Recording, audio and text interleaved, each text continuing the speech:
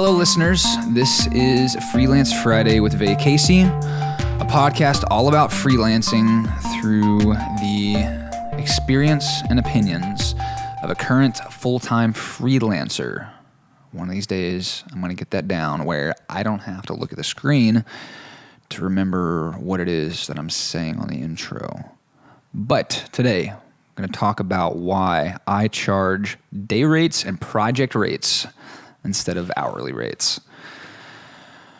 So on projects, there's a lot more that goes into them than just the time spent working on the projects.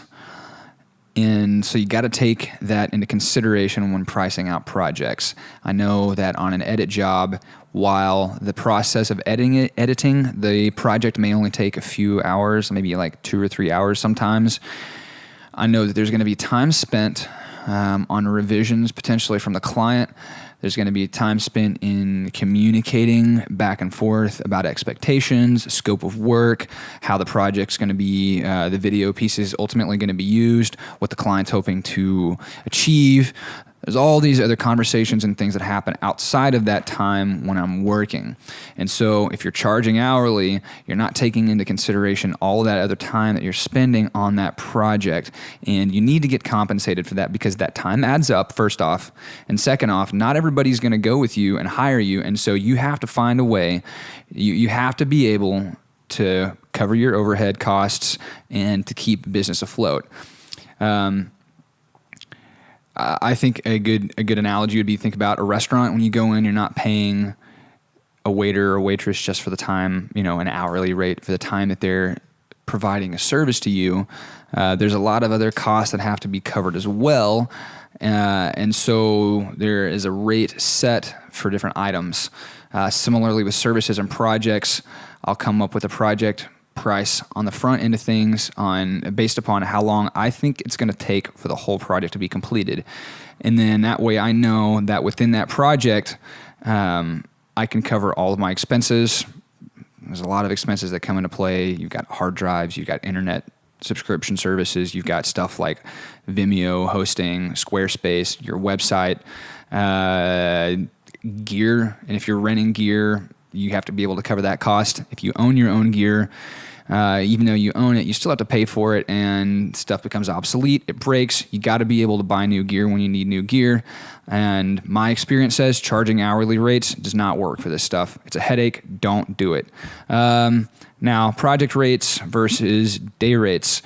Depending on what the project is, who the client is, sometimes I'll do day rates, sometimes I'll do project rates. Project rates typically are for projects where I'm doing the entire project, shooting, editing, producing, everything, because I have a better idea of what it's going to take to complete the entire project, and I'm in control of the entire project. Whereas if I'm working with an agency and I'm shooting some video stuff for them, more times than not, they're just going to want me to shoot footage and hand footage over to them, and they're going to handle the editing process. And so when it comes to that, I'll typically charge either a half day rate or a full day rate.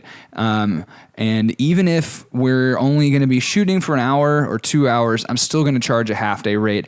Part of the reason is I got to take into account time that I'm spending prepping my gear, making sure all my batteries are charged, making sure all my cards are formatted after the shoot, dumping all the footage, archiving all the footage to make sure that I've got multiple copies. So, God forbid a drive goes down or something fails, I still have all the media that we shot.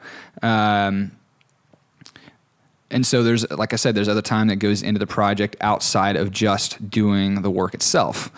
And this is pretty standard, very standard actually, for freelance industries to be charging project rates and day rates. So if you've got somebody that's asking you to work for an hourly rate as a freelancer, I would be very cautious before accepting something like this. Depending on who the client is, there are some exceptions, like with video production houses or places like that. Sometimes media companies will hire editors on at a project rate, or at an hourly rate.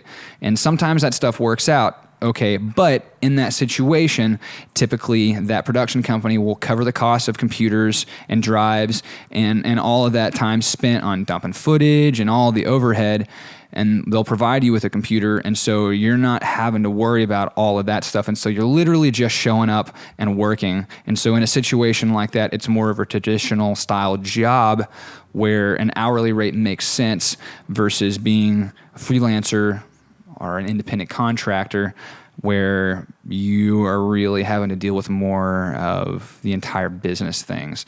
You got to look at it as a business, right? It's while you may be providing a creative service and you're doing like video production or like I am, or photography or design work, whatever it is, whatever your freelance thing is, at the end of the day, it's a business and it's more than just that thing that you're doing. And you have to remember that, and you have to treat it like a business. Freelance Friday is a vaycasey production. vaycasey is a full-service video production company based in Dallas, Texas. vaycasey, big video production value, freelance agility and scale.